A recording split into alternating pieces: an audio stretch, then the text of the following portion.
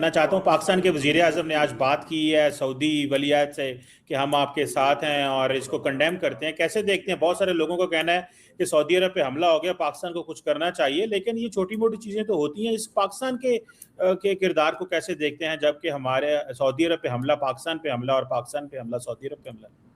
चीमा साहब, इसके बारे में अभी कंफ्यूजन है कि सऊदी अरेबिया के ऊपर मिसाइल अभी वहां पे तैयारियां थी जंग की और संजीदा कभी भी नहीं था अमेरिका इन मुज़ाकरात की कामयाबी के लिए। दूसरी तरफ हम ये देख रहे हैं कि अगर अमेरिका को तब वक्त मिला मुज़ाकरात में तो ईरान को भी वक्त मिला। यही वजह है कि आज जो अटैक का पहला मरहला था उसमें ईरानी सुप्रीम लीडर या ईरानी प्रेसिडेंट निशाना नहीं बने, अगरचे उनके कंपाउंड और उनके महल को टारगेट किया गया, 7 मिसाइल्स गिरे और वो महफूज मकाम पर मुंतकिल कर दिए गए हैं। ईरानी वज़ीर ख़ारिजा ये कहते हैं कि हमारी फौज जिस दिन पहले के मुकाबले में ज़्यादा जो अरब कंट्रीज़ में जहाँ यूएस इंटरेस्ट हैं, यूएस बेसेस हैं, वहाँ उन्होंने टारगेट किया। अब जंग में प्रॉब्लम ये होती है कि जंग में आपको ख़बरें बहुत देर से मिलती हैं। एग्जैक्ट ख़बरें, कितना नुकसान हुआ, कितने लॉसेस हुए, ये हमें बिल्कुल बहुत ही स्केची सी ख़बरें मिलती हैं।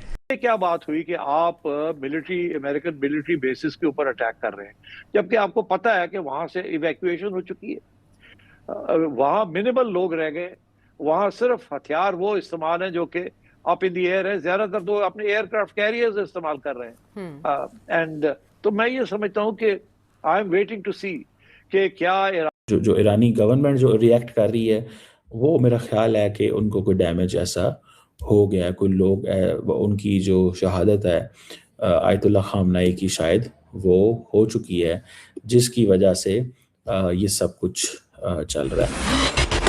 दोस्तों, ईरान के सुप्रीम लीडर के मारे जाने के बाद ईरान की सेना पागल हो चुकी है और जहां भी उसको अमेरिकन एसेट दिखाई दे रहे हैं मिडिल ईस्ट के अंदर, सब पर हमला वो कर रही है। सऊदी अरब से लेकर यूएई, बहरीन, कई देशों के अंदर ईरान की सेना ने हमले किए हैं, पर पाकिस्तान की मीडिया इन हमलों के ऊपर लीपापोती कर रही है क्योंकि सऊदी अरब के साथ इनका डिफेंस पैक्ट साइन है और सऊदी के ऊपर भी ईरान हमला कर रहा है, जिसके कारण से पाकिस्तान को ईरान में अपनी सेना भेजनी पड़ेगी। और इसलिए अब पाकिस्तान मुंह चुराता फिर रहा है कि सऊदी अरब इनसे ना कह दे कि हमारे साथ जो डिफेंस पैक्ट साइन किया है उसके ऊपर अब तामील करो, क्योंकि सऊदी अरब के क्राउन प्रिंस को शहबाज शरीफ ने फोन भी लगाया है, पर पाकिस्तान बुरी तरीका से फंस गया है कि यदि वो सऊदी का साथ देता है, ईरान पर हमला करता है तो ईरान इनको भी मारेगा, और यदि ईरान पर हमला नहीं करता तो सऊदी अरब इनको पैसा नहीं देगा, जिसके कारण से पाकिस्तानियों ने अब इस मुद्दे पर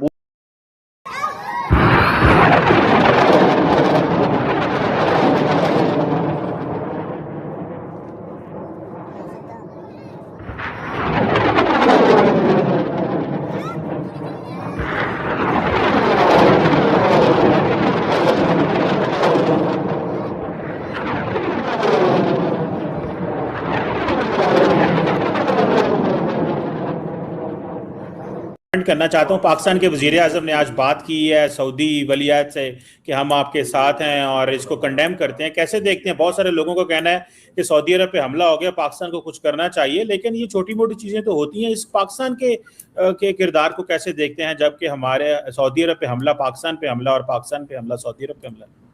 चीमा साहब, इसके बारे में अभी कंफ्यूजन है कि सऊदी अरेबिया के ऊपर मिसाइल अभी वहां पे हिट हुआ या नहीं हुआ, लेकिन अल्टीमेटली जिस तरह मैं एग्री करूंगा, एक मिसाइल के ऊपर आप जंग तो नहीं छेड़ देते, फिर देखना होता है कि वो मिसाइल कहाँ मारा गया था, सिविलियन टारगेट थे या अमेरिकन बेस टारगेट थी, इसको भी देखना होगा। फिर उसके बाद ये है कि अल्टीमेटली, लेकिन देखें सऊदी अरेबिया के साथ आपके सेंटीमेंट्स भी हैं हरमैन शरीफैन की वजह से भी, और दूसरा आपने रिसेंट एक डिफेंस एग्रीमेंट किया है। अगर सऊदी अरेबिया को टारगेट सीधा किया जाए as a civilian, as a country, तो ultimately Pakistan has to stand with Saudi Arabia, no question about it. लेकिन मेरे ख्याल में ईरान जो है इस वक्त उनका टारगेट वहां पे ना तो उनका बहरीन टारगेट है, ना कतर टारगेट है, ना UAE target, is the US army basis है। और अल्टीमेटली वो उनके पास भी चॉइस क्या है, जब दोनों कंट्री उनके ऊपर हमला कर रहे हैं, उनके पास कोई ऐसा टूल मौजूद नहीं है जो सीधा अमेरिका आ सके। अल्टीमेटली उन्होंने वही कुछ करना है जो अपने डिफेंस में उनकी सलाहियत है, तो वो करेंगे। वो इनको भी पता था, उनको भी पता था। बल्कि मैं यहाँ तक पढ़ रहा था कि इन्होंने उनके मिसाइल सिस्टम को देखकर अपने जहाजों को पार्क कर रहे हैं कि उनके मिसाइल सिस्टम रेंज से बाहर हों और किस तरह उनको फेस करना है। तो देखें चीमा साहब, अब मैंने जिस तरह अर्ज किया था कि जंगें शुरू करना आसान होती है, जंग खत्म करना बहुत मुश्किल होता है। अब कौन इस बिल्ली के गले में घंटी कौन बांधेगा? Russia, China? या तो दुनिया में कोई ऐसा कंट्री रह ही नहीं सका जो इसको इंटरवीन कर सके। उसके पास इतनी इक्विटी मौजूद हो रिलेशनशिप की, जिसके दरमियान में आके बीबी नेतन्याहू को कन्विंस कर पाए कि स्टॉप इट। आपको याद ये मैं कराना चाहूंगा चीमा साहब, अभी तक गाजा में जंग जारी है, ceasefire is not there, still they are attacking and they killing innocent Palestinians. तैयारियां थी जंग की और संजीदा कभी भी नहीं था अमेरिका इन मुज़ाकरात की कामयाबी के लिए। दूसरी तरफ हम ये देख रहे हैं कि अगर अमेरिका को तब वक्त मिला मुज़ाकरात में तो ईरान को भी वक्त मिला। यही वजह है कि आज जो अटैक का पहला मरहला था उसमें ईरानी सुप्रीम लीडर या ईरानी प्रेसिडेंट निशाना नहीं बने, अगरचे उनके कंपाउंड और उनके महल को टारगेट किया गया, 7 मिसाइल्स गिरे और वो महफूज मकाम पर मुंतकिल कर दिए गए हैं। ईरानी वज़ीर ख़ारिजा ये कहते हैं कि हमारी फ़ौज इस दिन के लिए तैयार थी और जहाँ जहाँ उन्होंने अरब ममालिक को निशाना बनाया, जहाँ अमरीकी बेसिस थे, उस सिलसिले में ईरानी हुकाम का कहना है कि ये वार्म अप था। अब वो एक मिसाइल वहां गिरा या जितने मिसाइल गिरे उसकी तफसीलात आ रही हैं सामने, लेकिन ईरान किस हद तक अमरीकी अहदाफ को निशाना बना सकता है रिटेलिएशन में? आयशा, इजराइल और अमेरिका की तरफ से कोई वार्म अप नहीं है, तो ईरान क्यों कह रहा है कि वार्म अप है? हमें तो ईरान कहता था कि हम बारिश कर देंगे मिसाइल्स की, तो अभी तक तो वो बारिश नजर नहीं आई। और अगर 2-3 मिसाइल्स इधर उधर गिरी हैं, दैट्स नॉट गुड इनफ। और फिर उधर से हमें ये भी पता चल रहा है कि जॉर्डन वाले कहते हैं कि हमने 1-2 मिसाइल गिराई हैं इनकी। इजराइल कहता है हमारा डोम कामयाब है, हमने भी उनकी मिसाइल्स गिरा रहे हैं। तो अभी मुझे उतना नुकसान नजर नहीं आ रहा ईरान की काउंटर अटैक में। तो इसलिए आई एम कंसर्न कि क्या ईरान खड़ा हो भी सकेगा कि नहीं। क्या जो उनके लॉन्ग टॉल क्लेम्स थे कि जी हम ये कर देंगे, वो कर देंगे, फलाना कर देंगे, और अभी भी कर रहे हैं, तो ये कोई आर्ग्यूमेंट नहीं है कि हम अभी वार्म अप कर रहे हैं। अरे भाई, वार्म अप किस चीज का? जब आपके ऊपर अटैक आई थी तो उस वक्त जितने भी बटन थे आपको दबा देने चाहिए, आपने नहीं दबाए। और ये क्या बात हुई कि आप मुकाबले में ज्यादा जो अरब कंट्रीज में जहां यूएस इंटरेस्ट हैं, यूएस बेसेस हैं, वहां उन्होंने टारगेट किया।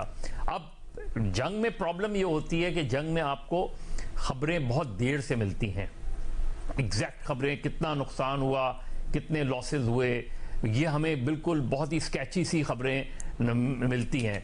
लेकिन ये जंग अब मुझे फैलती हुई नजर आ रही है और इसमें जो सबसे बड़ी कैजुअल्टी हुई है जी, वो उस बोर्ड की हुई है जिसको हम बोर्ड ऑफ पीस कहते हैं। क्योंकि ऐसी जंग में बोर्ड ऑफ पीस क्या करेगा? ये तो मेरा ख्याल है कि पीस की सबसे बड़ी कैजुअल्टी नजर आती है मुझे इसमें, क्योंकि अब गाजा बैकड्रॉप में चला गया। अब इस वक्त जो पाकिस्तान और अफगानिस्तान का कॉन्फ्लिक्ट था वो एक बैकड्रॉप में चला गया। उसमें पाकिस्तान की ना इस वक्त एक रिप्यूट है इंटरनेशनली, कहा जाता है पाकिस्तान को द ट्रम्प विस्परर। क्या आपको लगता है पिछले महाज की तरह जहां पर ट्रम्प ने भी कहा कि पाकिस्तान का एक किरदार रहा चीज़ों को सॉर्ट आउट करवाने में, यहाँ पर पाकिस्तान एक किरदार अदा कर सकता है या होगा? देखिए, अभी तो पाकिस्तान एक बहुत डिफिकल्ट पोजीशन में है। पाकिस्तान ठीक है, जैसे हमारे जो है वो नायब वजीर आज़म और वजीर ख़ारजा इसहाक़ डार साहब ने फ़ोन कर लिया ईरानी फॉरेन मिनिस्टर को, लेकिन अगर ये लड़ाई एस्केलेट करती है, फैलती है, जो आपको और बात जो कि नज़र आता है, और बात अगर रिजीम चेंज तक की तरफ चली जाती है उसमें, तो फिर पाकिस्तान को एक पोजीशन लेनी पड़ेगी। फिर पाकिस्तान क्या पोजीशन लेगा वो बड़ा ट्रिकी सा क्वेश्चन है। जाहिर है